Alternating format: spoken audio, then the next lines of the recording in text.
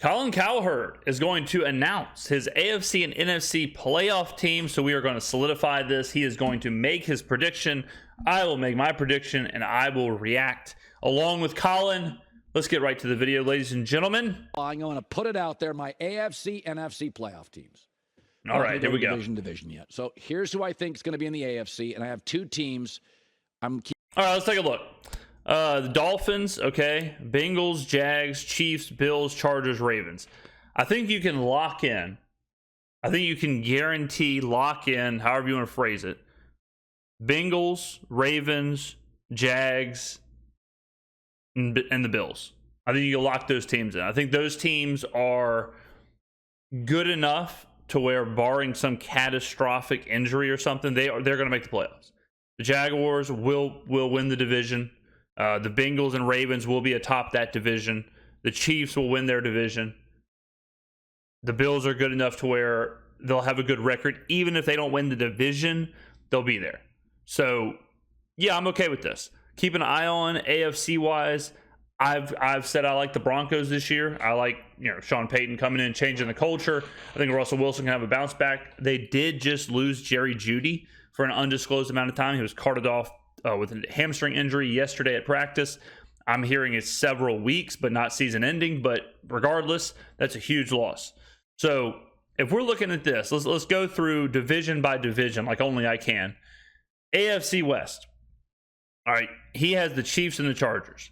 So he's leaving out Broncos and the Raiders. The Raiders, I think, are going to be absolute dog water, trash, dumpster fire. Could be the worst team in the NFL. So represented well here.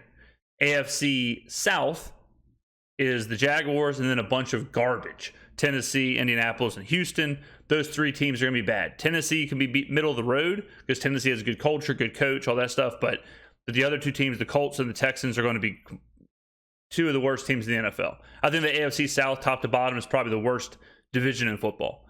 AFC North, we got Bengals, Ravens, Steelers, Browns. I think the correct two teams are here. And then the AFC East, that's where it gets interesting. And that's probably the one team that's interesting Colin left out of the keep an eye on is the Jets. The Jets got Hard Knocks. The Jets got Aaron Rodgers. The Jets have a reigning, defending offensive and defensive rookie of the years. The roster looks good. Question is, how much will Aaron Rodgers boost the team? It's kind of hard for me to believe they don't find a way into the playoffs, but the division is so tough. The AFC East, top to bottom, you're talking about the Bills, the Dolphins, the aforementioned Jets, and the Patriots. So tough. And every team can't make it. Bottom line, ladies and gentlemen, every team can't make it. So Colin here is going Dolphins over Jets, in my opinion. As far as keep an eye on, I would probably keep an eye on the Jets. I'm not a Steelers believer, but it is what it is. So I don't hate this list. I think I probably would have had the same. I may have had the Chargers out. I'd have to think about it, but the Chargers would be my question mark on this list. Chargers and Dolphins. I may have had the Jets in there somewhere, but for the most part, I like the list.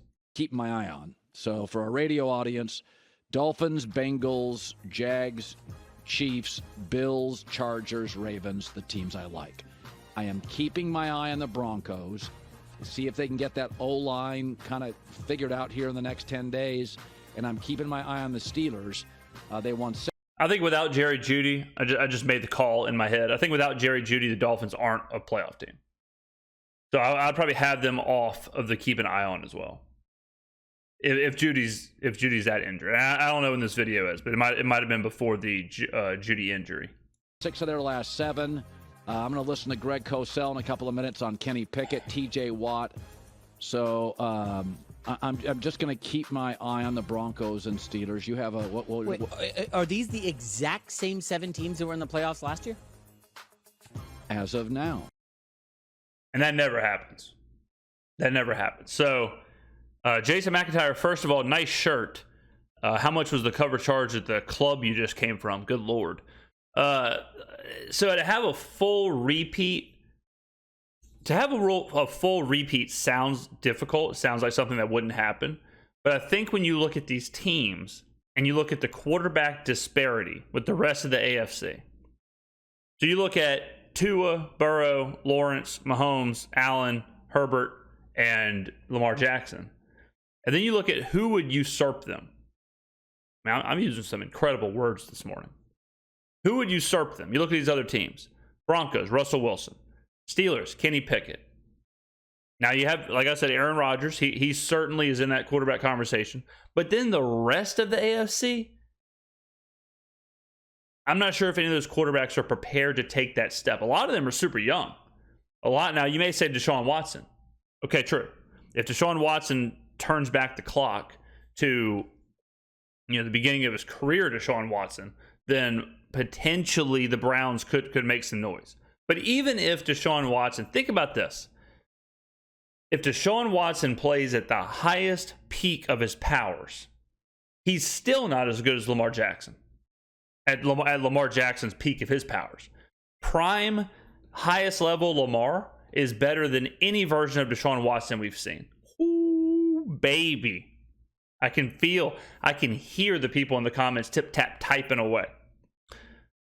Prime, best version of Deshaun Watson, the best version of Deshaun Watson we've ever seen, isn't as good as Joe Burrow's peak prime version, which we probably haven't even seen yet. Ooh, people aren't going to be happy about it, but it's the truth. Okay? The truth. I know a lot of people keep saying, well, what if Deshaun Watson gets back to form? What if we see the best version of Deshaun? I'm here to tell you, even if we see that version, I don't think it's good enough. So you think the exact same 7 teams are going to make it again? Well, that's why I'm keeping my eye on a couple of teams. Now, at least 4 teams have changed every year for like 3 decades. Yeah. But as I've told you, let's go to the NFC now. There's all sorts of stuff that's changing. That's where most of my changes are because you don't have the dominating quarterback. All right, so we have, so Colin was just about to say it. You don't have the dominating quarterback. So, I mean, I'm kind of with him there. I'm kind of with him. I understand putting those 7 teams because you're banking on 7 absolutely dominant quarterbacks. Do not blame him at all for doing that. That's what I would do. How are you going to sit here and stare America in the face and say, yeah, I don't think the Chiefs are going to make the playoffs? It's like, brother, they have Patrick Mahomes. I don't think Cincinnati's going to make the playoffs. They have Joe Burrow. They're going to make the playoffs. The quarterbacks are too good not to make the playoffs. Now, the NFC is different because you have a lot of good quarterbacks who are kind of in flux. You have players who are either off of one good year and we're not totally sure how good they are. Jared Goff, Geno Smith. You have totally unproven, for the most part, a la Brock Purdy. He's on a 7-game sample size.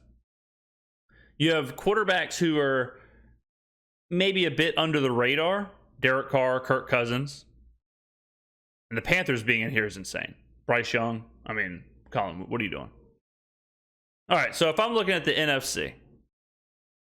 Okay, so we have the NFC East. We have represented with the Eagles, and that's it. Yeah, so he's got 2 NFC East teams on the keep an eye on list. NFC West, he's got the Niners and the Seahawks, agreed. NFC South, he's got the Saints and the Panthers. A lot of people are saying the NFC South is the worst division of football. I don't think so, because I don't think there's a bottom, like a true bottom team. You look at the true bottom team in the NFC South, it's the Bucs. But the Bucs roster is still so much more talented than the Texans or even the Colts of the AFC South. I really don't understand why people are hating on the NFC South so much. I think it's far and away the AFC South is the worst division. The NFC South, I think, is going to be 1 good team, the Saints, and then 3 pretty average teams. I don't think the Falcons, Panthers, or Bucs will be in that 2-win, 3-win, 4-win conversation. I think all the teams can be middle of the road for sure. I don't think the Panthers are a playoff team, but okay. So then we go to the NFC North. You've got the Vikings and the Lions. Okay. I think if I'm looking at this, NFC East is probably right. I might have the Cowboys in there. Eagles for sure. I would say your for sure playoff teams are the Eagles, the Saints because of the division, Eagles, Saints, probably the 49ers, and probably the Seahawks. You can't say Seahawks are for sure, but my keep an eye on would be the Packers. Yeah, the Packers, and let's just go through the NFC North. NFC North, Vikings good, Lions good, Packers good, Bears not good. I think the Packers will be like middle of the road. I think they could sneak in. If Jordan Love is viable, I think the team could be okay. But it wouldn't be surprising if he was also bad. I wouldn't put them in the playoffs, but I'd have to keep an eye on them. NFC West, Niners, Seahawks good. I've told y'all I like the Seahawks a lot this year. I think the Seahawks will win the NFC West. I think they win that division. And then, of course, you have the Cardinals, who are one of the worst teams of football, and the Rams, who are on a major downslope. NFC South, we've discussed. NFC East, Eagles, far and away the best team in the NFC. Cowboys, Commanders, almost messed up there, and the Giants. This list, I'd have the Cowboys in instead of the Panthers, but that's it. And I would not have the Panthers on keep an eye on. I would have Cowboys in, Panthers out, and I'd probably throw the Packers on keep an eye on. Quarterbacks. So in right now, I have the Eagles, Lions, Panthers, Niners, Seahawks, Vikings, Saints. So obviously, the Lions didn't make it in last year. The Panthers didn't make it in last year. Did the Saints make it in last year? No, they didn't. Isn't that crazy? Isn't that bananas, guys? I know I say this all the time. How can Colin not know the Saints didn't make the playoffs? How can he not know immediately who the playoffs teams were? You give me a sheet of paper, boom, I'm rattling them off. Boom, here are the playoff teams. Here's their conference championship games. Bananas. They didn't make it, and that was be three new teams. I'm keeping my eye on the Cowboys and Giants. First of all, the Giants just picked up Isaiah Simmons. They have Darren Waller. I think their schedule, the toughness of it is overstated. I said that yesterday. I think everybody's selling their Giants stock, not to be a contrarian, but I think they're going to be just fine. Good, I don't know. Very good, I don't know. Good. I'm excited to hear what he says about the Panthers, because I think people who are picking the Panthers are just blindly putting their faith in Bryce Young. But the idea that, like, when does that ever happen? When does a first overall pick quarterback come in and immediately make a team a playoff team? I just don't like the Panthers roster. I just don't think the roster is that good. I think if you look at the Giants, the roster is way better than the Panthers. I mean, Daniel Jones, I don't want to be, out of control here, but if you're telling me we're going into the season, I'll say it. I'll say it. Get your pen and paper out, ladies and gentlemen. Going into this season, if I could have Daniel Jones or Bryce Young, I'm taking Daniel Jones. At least I know what he's going to give me. At least I know what I'm going to get. You don't know what you're going to get with Bryce Young. So I'll take Daniel Jones. Probably. I'm keeping my eye on the Cowboys. Everybody loves the Cowboys this year. Does everybody realize they just lost arguably the best young OC in the game? That's a lot of respect for Kellen Moore. I don't know. I don't think I believe in that. I don't think Kellen Moore is the best young OC in the game. But go off King. Ben Johnson in Detroit would like a word. The Cowboys defense is probably good enough. I've already said this, but I would have the Cowboys in the playoffs. Their defense, I would say, is in that elite world. They probably have the top 3-ish defense in the NFL. I think when you have a defense that good and you have weapons, I think you kind of have to put them in as a playoff team. So now Mike McCarthy's calling. But I do agree. I think they are overrated as far as like a Super Bowl threat. I mean, they have Mike McCarthy. They have Dak Prescott. They did lose some pieces. How far can the defense drag them? Will Dak return to form, or will Dak throw 20 interceptions? Calling plays, who I don't even trust with the clock. I don't think it's great. And also, as Greg Cosell told us last week, have we seen the best of Dak Prescott? He's now just a pocket quarterback, and he's never been a great pocket quarterback. We don't get the mobility anymore. I heard a rumor that Mike McCarthy, not a rumor, but I guess it is a rumor. I heard that Mike McCarthy on game day doesn't do anything. I heard he is through practice, through the week, all that stuff. And then on game day, he just kind of watches the game. I'm sure he does. I'm sure he talks to people and, screams at players or whatever. But as far as like game plan adjustment, all that stuff, I think he's pretty much just watching the game. I think that's why every time you see him, he's watching the video board. He's looking up. I don't think he has very much to do during. I'm not saying Dan Quinn is doing all of it, but I don't. From what I've heard, Mike McCarthy is not incredibly involved throughout the 4 quarters. So we'll see. And I also think they're one injury away to a Tony Pollard or a CeeDee Lamb from being a very limited offense. I don't like when people do this. Anybody, any sport, and a lot of people do it. I don't like when people are like, yeah, I'm kind of fading the Chiefs this year. I'm taking their season win total under because they're one injury away to Patrick Mahomes from being bad. It's like you could say that about every single team. Every single team, every single play is one injury away. It's impossible to factor in injuries. Impossible. I hate when people use a possible injury as any kind of a reason for fading a team.